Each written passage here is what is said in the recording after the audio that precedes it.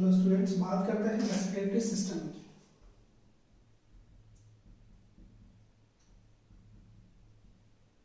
Respiratory system, चलिए respiratory system का नाम आते ही अपने को एक चीज पता है कि जो रेस्पिरेटरी वर्ड बना है वो किससे बना है? रेस्पिरेशन से बना है। किससे बना है? रेस्पिरेशन से बना, मतलब ब्रीदिंग। जो भी आप सांस ले रहे हो वो क्या है? रेस्पिरेशन है। कितनी बार सांस लेते हो एक मिनट में? 12 से 15 ब्रेथ्स पर मिनट। ठीक है, एक मिनट में आप कितनी बार सांस भरते हो और बाहर निकालते हो? तो रेस्पिरेशन पूरा क्या है? Inspiration and expiration. ठीक है, रेस्पिरेशन की डेफिनेशन क्या है? इंस्पिरेशन एंड एक्सपायरेशन, सांस को अंदर लेना और बाहर निकालना रेस्पिरेशन है। ठीक है, तो ये जो 12 से 15 पर मिनट जो गिन रहे हैं वो कैसे गिन रहे हैं? एक ब्रेथ हुई, ठीक है, दूसरा 2 ब्रेथ हुई, ऐसे एक मिनट में 12 से 15 ब्रेथ्स अपन लेते हैं।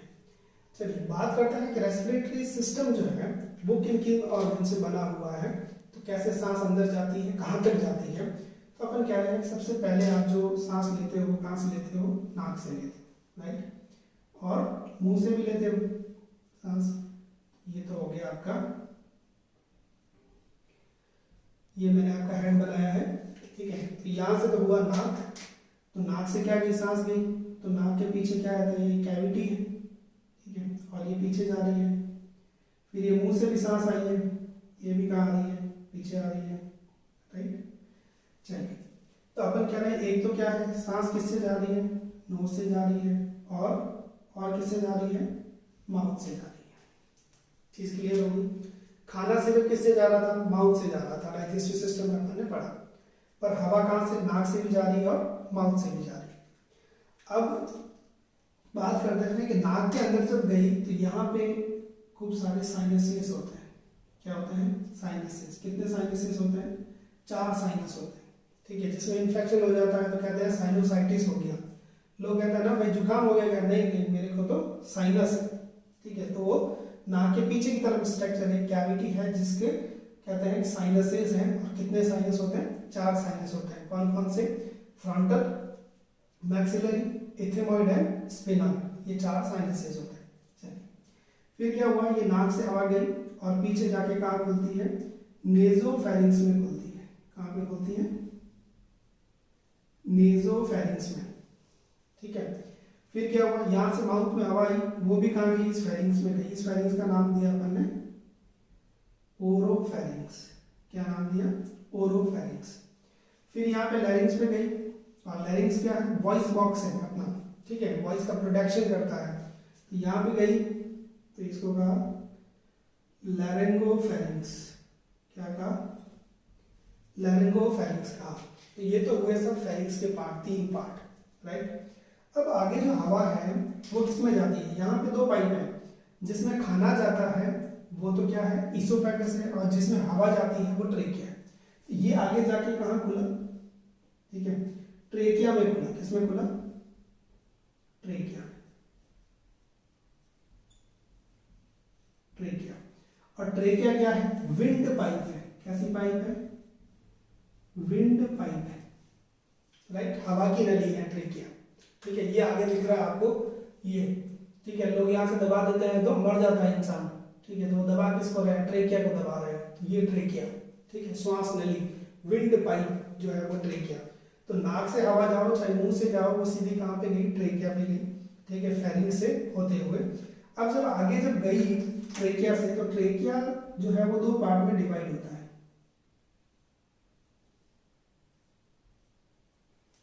ध्यान से देखिए, 2 पार्ट में डिवाइड हो गया। और जिस पार्ट से डिवाइड होता है, टर्न होता है, वो होता है आपका, यहाँ पे एक छोटी सी स्ट्रक्चर होती है जो कहते हैं कैरिना। क्या कहते हैं? कैरिना।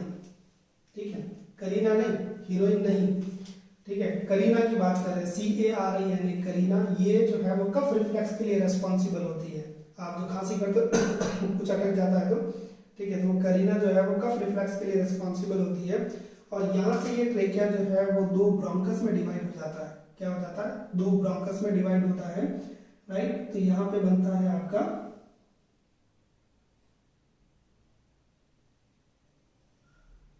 लंग्स।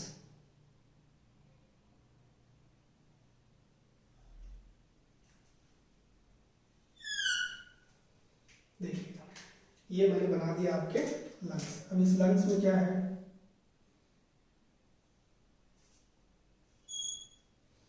चलिए अब ये तो ट्रेकिया है, ट्रेकिया जो है वो 2 पार्ट में डिवाइड हो गया, तो इसको नाम दिया आपने ब्रोंकस। क्या नाम दिया,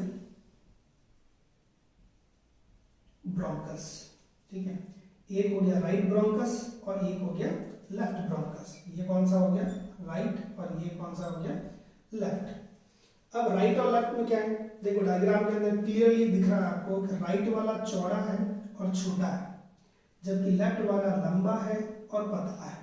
इसका मतलब है ये 5 सेंटीमीटर लंबा है और ये 2.5 सेंटीमीटर लंबा है। इसका मतलब ये ज़्यादा लंबा लेफ्ट वाला।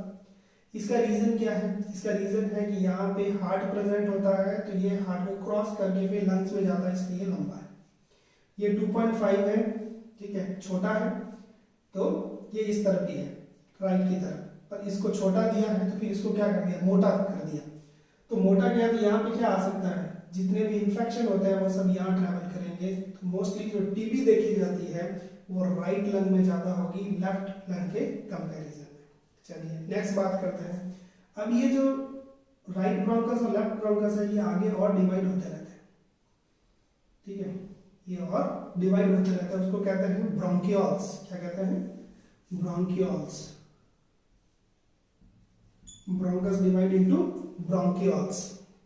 ब्रोंकियोल्स डिवाइड इनटू आपकी terminal bronchioles. Terminal bronchiole divide into respiratory bronchiole. Respiratory bronchiole से एल्वियोलार डक्ट, एल्वियोलार सैक और एल्वियोलाई, ये सब उसकी स्ट्रक्चर है। मैं अभी आपको बता दूंगा कि क्या क्या स्ट्रक्चर्स होती है और यहाँ पे डायग्राम भी ड्रॉ करूंगा। पहले उसके पहले अपन देख लेते हैं कि ये जो आपने लंग बनाए हैं, ठीक है, ये जो आपने लंग्स बनाए हैं, इस लंग्स में क्या किया है, ये देखो एक और ये 2 लाइनें बनाई है, इसको कहते हैं फीसर। क्या कहते हैं, फीसर, इसको फीसर कहते हैं। तो एक लोब तो ये हो गया, दूसरा और तीसरा। तो राइट लंग के अंदर जो है वो 3 लोब होते हैं और लेफ्ट लंग में 2 लोब होते हैं। होते तो इसमें भी 3 लोब है, ठीक है, पर एक लोब कौन ऑक्यूपाई कर देता है, हार्ट ऑक्यूपाई कर देता है। इसलिए अपन कहते हैं कि लेफ्ट की तरफ 2 लोब है और राइट की तरफ 3 लोब है, राइट। और नीचे ये जो लाइन दिखा रखी है ये है डायाफ्राम। क्या है, डायाफ्राम,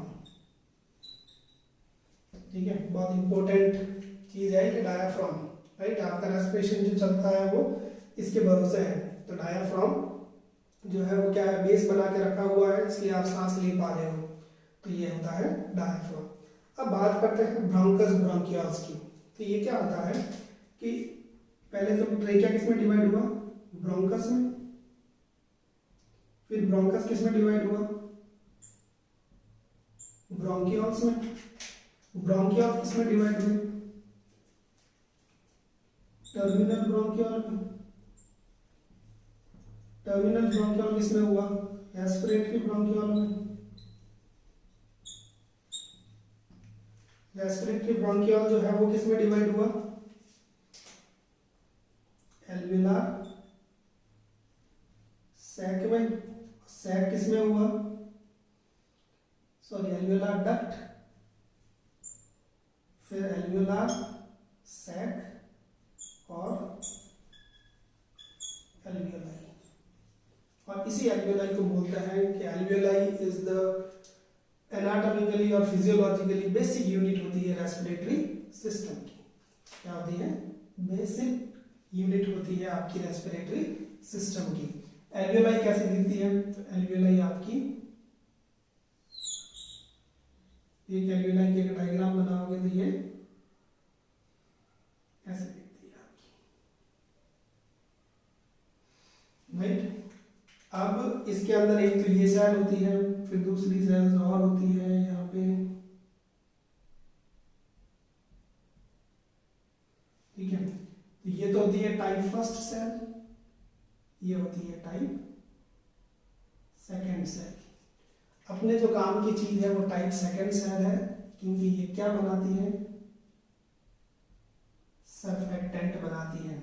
सरफेक्टेंट का मतलब होता है कि ये सरफेक्टेंट अगर नहीं होंगे तो ये लंग जो है वो मैच्योर नहीं होंगे, तो लंग मैच्योरेशन के लिए सरफेक्टेंट होना जरूरी है, ये टाइप सेकंड सेल का होना जरूरी है। तो ये एल्वियोलाई के स्ट्रक्चर है, ये आपका रेस्पिरेटरी सिस्टम है।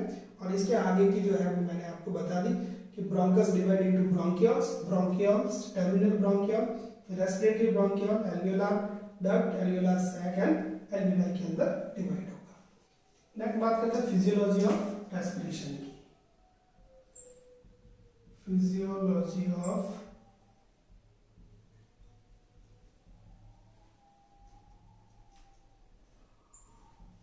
रेस्पिरेशन, क्या होता है फिजियोलॉजी ऑफ रेस्पिरेशन?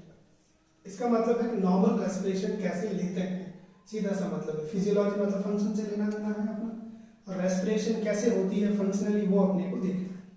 चलिए रेस्पिरेशन क्या होता है मैंने आपको बता दिया, ठीक है, कि रेस्पिरेशन इंस्पिरेशन और एक्सपिरेशन को क्या कह रहे हैं, रेस्पिरेशन कह रहे हैं। नॉर्मल रेस्पिरेटरी रेट कितनी होती है, 12 से 15 ब्रेथ्स पर मिनट होती है। चलिए अब जो अपन इंस्पिरेशन कर रहे हैं उस इंस्पिरेशन में ले क्या रहे हैं, तो इंस्पिरेशन में अपन कह रहे हैं कि अपन ऑक्सीजन ले रहे हैं, क्या ले रहे हैं, ऑक्सीजन ले रहे हैं। अब ऑक्सीजन जब ले रहे हैं तो ऑक्सीजन ही क्यों ले रहे हैं, दूसरी गैसेस क्यों नहीं ले रहे हैं, राइट? क्योंकि इन्वायरमेंट की अगर बात करें तो अपन क्या कह रहे हैं, नाइट्रोजन कितनी परसेंट होती है, 78%, ऑक्सीजन कितना परसेंट होती है आपकी, 21%, CO2 कितना परसेंट होती है, 0.03%, और अदर की बात करें अगर तो लगभग 1% के करीबन अदर गैसेज होती है। ये इन्वायरमेंट की बात कर रहे हैं, राइट? तो अपन कह रहे हैं नाइट्रोजन जब 78% है तो क्यों नहीं ले रहे, ठीक है, ऑक्सीजन ही क्यों ले रहे हैं, ठीक है, क्योंकि इसकी हाई सॉल्युबिलिटी होती है इसलिए ले रहे हैं। इसलिए ले रहे हैं, ऑक्सीजन की हाई सॉल्युबिलिटी हो रही है इसलिए ले रहे हैं, नाइट्रोजन की इतनी सॉल्युबिलिटी नहीं होती है इसलिए ये नहीं जाती है। चलिए तो अपन कह रहे हैं कि इंस्पिरेशन में ऑक्सीजन जाती है और एक्सहेलेशन में CO2 बाहर आती है। तो ये जब इंस्पिरेशन हुआ तो ये दो मैकेनिज्म हुए, फिजियोलॉजी और रेस्पिरेशन में दो चीजें हुई। क्या क्या चीजें हुई आपकी, बता देता हूं आपको, दो चीजें कौन सी हुई, एक तो हुआ इंस्पिरेशन, क्या हुआ, इंस्पिरेशन, और एक क्या हुआ, एक्सपायरेशन, राइट? इंस्पिरेशन और एक्सपायरेशन। इंस्पिरेशन का मतलब हुआ जब आप इनहेल कर रहे हो तो इंस्पिरेशन हुआ, जब आप एक्सहेल कर रहे हो CO2 को बाहर निकाल रहे हो तो वो एक्सपायरेशन कहलाता है। अब अपन कह रहे हैं कि इंस्पिरेशन हुआ कैसे, ठीक है, तो इंस्पिरेशन होने का कारण है, ठीक है, वो क्या रीजन है कि जो लंग्स है वो क्या करेंगे, फैलेंगे, राइट, एरिया बढ़ाएंगे, तब क्या होगा कि जो प्रेशर है लंग्स के अंदर का जब फैलेंगे, ठीक है, तो प्रेशर लंग्स के अंदर कम होगा और बाहर इन्वायरमेंट में प्रेशर बहुत ज्यादा है, तो हमेशा जो है वो रेस्पिरेशन में फंक्शन क्या चलता है, हाई से चीज किस तरफ जाएगी, लो की तरफ जाएगी। ये प्रिंसिपल है रेस्पिरेशन का, right, higher concentration to lower concentration. तो लंग्स जब क्या होंगे, सिकुड़े हुए थे तब उसमें प्रेशर ज्यादा है और इन्वायरमेंट का क्या है, कम है। जब लंग्स क्या करेंगे, फैलेंगे, तो लंग्स का प्रेशर क्या हो गया, कम हो गया, और इन्वायरमेंट का क्या हो गया, ज्यादा हो गया, तो वो क्या आएगा, अंदर आएगा। तो अपन कह रहे हैं कि इंस्पिरेशन क्या हुआ, तो इंस्पिरेशन में कह रहे हैं अपन कि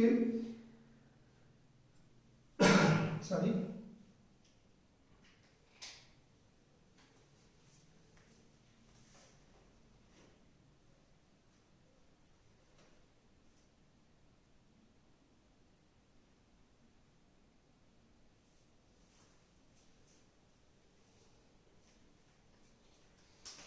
इंस्पिरेशन में कह रहे हैं कि जब हुआ expansion of lung, expansion of lungs, lungs क्या हुए, एक्सपैंड हुए। जब एक्सपैंड हुए तो दूसरी चीज क्या हुई, इंट्रा थोरासिस प्रेशर जो है वो क्या हुआ, डिक्रीज हुआ। जैसे ही इंट्रा थोरासिस प्रेशर डिक्रीज हुआ तो इन्वायरमेंट से एयर का आगे लंग्स के अंदर आ गई, ठीक है। जब लंग्स के अंदर आई तो इन सभी के लिए आपको क्या करना पड़ा, कुछ मेहनत करनी पड़ी। जब मेहनत करनी पड़ी तो अपन कहते हैं कि inspiration is a active process. कैसा प्रोसेस है? एक्टिव प्रोसेस है। ठीक है, आपने क्या किया, लंग्स को एक्सपेंड किया, एनर्जी गई आपकी, लगी एनर्जी उसके अंदर, ठीक है, तो आपका एक्टिव प्रोसेस हुआ, इंट्राथोरेसिक प्रेशर डिक्रीज हुआ और हवा एनवायरनमेंट से कहाँ आ गई, लंग्स के अंदर आ गई। ये तो प्रोसेस हुआ इंस्पिरेशन के अंदर। अब बात करते हैं एक्सपिरेशन में क्या होता है। तो एक्सपायरेशन क्या करता है, लंग्स वापस क्या होंगे, रिकॉइल होंगे। ठीक है, तो अपन कह रहे हैं रिकॉइल ऑफ लंग्स। लंग्स का क्या हुआ, रिकॉइल हुआ। तो जब स्पेस जो है वो क्या हुआ, कम हुआ, तो प्रेशर क्या हो गया, लंग्स के अंदर बढ़ गया और एनवायरनमेंट में क्या हो गया, कम हो गया, तो हवा कहाँ चली गई, बाहर चली गई। राइट, अब क्या होगा, इंट्राथोरेसिक प्रेशर, इंट्राथोरेसिक प्रेशर क्या हो गया, बढ़ गया। जब इंट्राथोरेसिक प्रेशर बढ़ा और बाहर का कम हुआ तो अपन पहले से कह रहे हैं ज्यादा से कम की तरफ जाएगी, तो ये चीज ज्यादा से कम की तरफ बाहर चलेगी। और ये कैसा प्रोसेस है, ये एक पैसिव प्रोसेस है, इसमें आपको कुछ करने की जरूरत नहीं है, ये पैसिव प्रोसेस है। कैसा प्रोसेस हो गया, पैसिव प्रोसेस हो गया। राइट, चलिए नेक्स्ट बात करते हैं। नेक्स्ट बात करते हैं आपके मसल्स की, कि इसमें इंस्पिरेशन में कौन से मसल हेल्प करते हैं आपकी, तो इंस्पिरेटरी के मसल्स, नाम ध्यान रखना आप, इंस्पिरेटरी के मसल्स। पूरी रेस्पिरेशन में सबसे इंपॉर्टेंट मसल जो होता है वो इंस्पिरेशन का होता है, और इंस्पिरेशन का सबसे इंपॉर्टेंट मसल होता है डायाफ्राम। कौन होता है, डायाफ्राम। दूसरा मसल होता है एक्सटर्नल इंटरकॉस्टल मसल। ये दो मसल की गांठ बांध लो, ठीक है, कि ये तो भूलना ही नहीं है, ये भूल गए मतलब उड़ जाओगे, चले जाओगे। ठीक है, इंस्पिरेशन के अंदर कौन से मसल काम आते हैं, तो डायाफ्राम और एक्सटर्नल इंटरकॉस्टल मसल काम आते हैं। इंस्पिरेशन में कौन सा मसल काम आता है, एक्सटर्नल इंटरकॉस्टल मसल काम आता है। राइट, और यही अगर अपन बात करें कि एसेसरी मसल कौन से होते हैं, इसकी बात करें, एसेसरी मसल कौन से होते हैं और कौन से मसल होते हैं। अगर इन मसल, ये मसल जो है वो काम नहीं कर रहे, इतना सांस फिर भी दिक्कत आ रही है मुझे, तो मैं क्या करूंगा, सांस में दिक्कत आएगी तो लंबी सांसें खींचूंगा। तो जब यहाँ पे गर्दन के मसल भी काम आ रहे हैं, आपका ये भी मसल काम आ रहा है, तो इसको कह रहे हैं आपका कौन से मसल हो गए, स्टर्नो क्लीडोमास्टॉइड मसल। ठीक है, और पेक्टोरैलिस मसल। ये दो एसेसरी मसल है, ये जब आपको बहुत ज्यादा जरूरत होगी तभी ये काम आएगी, नहीं तो काम नहीं आती है। और अगर ये मसल काम आ रही है, इसका मतलब है कि कंडीशन खराब है आदमी की। ठीक है, हॉस्पिटल भर्ती होना पड़ सकता है। राइट, तो स्टर्नोक्लीडोमास्टॉइड ये मसल होता है और पेक्टोरैलिस मसल होता है आपका ये चेस्ट का मसल। राइट, तो ये जब ज्यादा ऊपर नीचे करने लग जाए, इसका मतलब है सांस में रियली में दिक्कत आ रही है। चलिए नेक्स्ट बात करते हैं इधर एक्सपिरेशन की। एक्सपिरेशन में कौन से मसल्स होते हैं, तो एक्सपिरेशन में जो मसल्स होता है वो कौन सा है, एब्डोमिनल मसल्स। कौन सा मसल्स है, abdominal muscles. Next, abdominal muscles के अलावा कौन सा है, तो यहाँ एक्सपिरेशन है, तो यहाँ पे है internal intercostal muscle. Right, next आपका एब्डोमिनल मसल्स और इंटरनल इंटरकॉस्टल मसल, ये मसल जो है वो एक्सपिरेशन के मसल्स है, और इसमें किसी तरह का कोई भी आपको प्रेशर लगाने की जरूरत नहीं है, ये अपने आप ही क्या होंगे, कॉन्ट्रैक्ट होंगे, और कॉन्ट्रैक्ट होंगे तो हवा बाहर चली जाएगी। राइट, नेक्स्ट बात करें डायाफ्राम बहुत इंपॉर्टेंट क्यों है। तो देखिए, जैसे डायाफ्राम जो है वो कैसा ऑर्गन है, आपका रेस्पिरेटरी ऑर्गन है, और डायाफ्राम ऐसे होता है, कैसा होता है, डोम शेप्ड पार्ट है। कैसा पार्ट है, डोम शेप्ड पार्ट है। राइट, तो ये देखो ऐसा उभरा हुआ है, और यहाँ पे क्या है, लंग्स आ रहे हैं, यहाँ पे ये आपके ये लंग्स है, ठीक है, यहाँ से ये लंग्स है, ठीक है। अब क्या होगा, ये ट्रेकिया और ये आपके लंग्स। अब जब लंग्स फैलेंगे, ठीक है, एक्सपैंड करेंगे, तो इसके ऊपर क्या आएगा, प्रेशर आएगा, ये कहाँ जाएगा, नीचे की तरफ जाएगा, जैसे ये यहाँ आ गया, ये यहाँ तक आ गया, यूँ आ गया, राइट। जब यूँ आ गया तो इनका क्या हो गया, डायमीटर बढ़ गया। तो मैंने कहा था इंट्राथोरेसिस डायमीटर जो है वो इंस्पिरेशन में इंक्रीज होता है और डायफ्राम नीचे की तरफ जाता है। तो अब देखिए ऊपर से नीचे की तरफ डायमीटर बढ़ा तो क्या होता है, इसमें डायाफ्राम जो है वो क्या होगा, कॉन्ट्रैक्ट होगा। क्या होगा, कॉन्ट्रैक्ट। कॉन्ट्रैक्ट मतलब नीचे आ गया। तो जैसे कॉन्ट्रैक्ट हुआ तो क्या हुआ, वर्टिकल डायामीटर इंक्रीजेस। क्या इंक्रीज हुआ, वर्टिकल। ये खड़ा वाला जो होता है इसको वर्टिकल कहते हैं, ये डायामीटर वर्टिकल डायामीटर हो, तो ये इंक्रीज हो गया, राइट।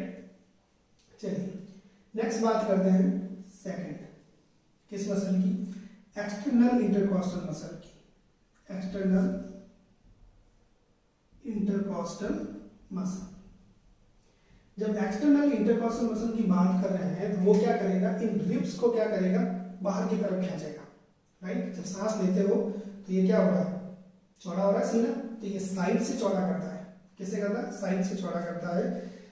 तो ये साइड से चौड़ा हुआ और आगे और पीछे से चौड़ा हुआ, तो अपन कहते हैं कि ये यूं चौड़ा होता है। देखो चेस्ट यूं है, सांस करते किस तरफ आया, आगे की तरफ, तो अपन कहते हैं कि एंटीरो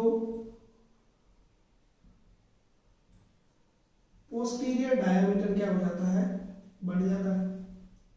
क्या बढ़ गया, एंटीरो पोस्टीरियर डायमीटर बढ़ गया, राइट। और नेक्स्ट क्या हुआ, आपका साइड्स का डायमीटर भी बढ़ गया। क्या हो गया, साइड्स का डायमीटर, ये भी डायमीटर जो है वो बढ़ गया। तो देखो जब आगे और पीछे का डायमीटर बढ़ रहा है तो ऐसा लग रहा है जैसे हैंडपंप खींच रहे हैं। कैसे खींच रहे हैं, हैंडपंप खींच रहे हैं। तो हैंडपंप खींचोगे, देखो हैंडपंप ऐसे होता है, उसको यूं करते डायमीटर क्या हो गया, इतना बढ़ गया, राइट। तो एंटीरो पोस्टीरियर डायमीटर अगर बढ़ा है आपका, तो वो तो कौन सा हैंडल हो गया आपका, हैंडपंप, ठीक है, जिसने क्या बढ़ा दिया, एंटीरो पोस्टीरियर डायमीटर बढ़ा दिया। साइड्स का अगर डायमीटर बढ़ रहा है तो साइड्स में क्या होती है, बाल्टी होती है, बाल्टी पड़ी और बाल्टी की जो पकड़ने वाला होता है उसको क्या करेंगे, नीचे ऐसे, और यूं करते क्या हो गया, डायमीटर बढ़ गया। जो उसका हुक होता है पकड़ने वाला, उसको जैसे ही पकड़ोगे तो पकड़ते क्या होगा, यूं होगा, ठीक है, तो वो डायमीटर बढ़ गया, तो वो साइड्स का डायमीटर बढ़ गया, तो उसको बोलते हैं बकेट हैंडल। क्या बोलते हैं, बकेट हैंडल, राइट। ऐसे करके क्या हो गया, ये आपके डायमीटर बढ़ गए। तो डायाफ्राम जब कॉन्ट्रैक्ट होता है तो वर्टिकल डायमीटर बढ़ता है, और वर्टिकल डायमीटर बढ़ा इसका मतलब है कि इंट्राथोरेसिस प्रेशर बढ़ा, और जैसे ही इंट्राथोरेसिस प्रेशर कम हुआ, और कम होते क्या हुआ, इन्वायरमेंट की एयर अंदर आएगी, और फिर एक्सटर्नल इंटरकॉस्टल मसल क्या करता है, एंटीरो पोस्टीरियर, आगे और पीछे वाला डायमीटर बढ़ाता है, साइड वाला डायमीटर बढ़ता है। तो antero posterior diameter hand pump के हैंडल की तरह काम करता है, और साइड वाला डायमीटर किस तरह बढ़ता है, बकेट हैंडल की तरह काम करता है। और हवा अंदर आई, फिर क्या हुआ, हवा जब अंदर आ गई तो वापस क्या होगा, एक्सपिरेशन होगा। जब एक्सपिरेशन होगा तो एब्डोमेन के जो मसल्स हैं वो क्या करेंगे, ये इस डायाफ्राम को वापस धक्का मारेंगे ऊपर की तरफ, और जैसे ही धक्का मारेंगे तो ये डायाफ्राम जो है वो वापस अपनी पुनः स्थिति में आ जाएगा, और जब यहाँ से पुश करेगा तो एयर जो है वो कहाँ चली जाएगी, बाहर चली जाएगी। ये होता है फिजियोलॉजी ऑफ रेस्पिरेशन।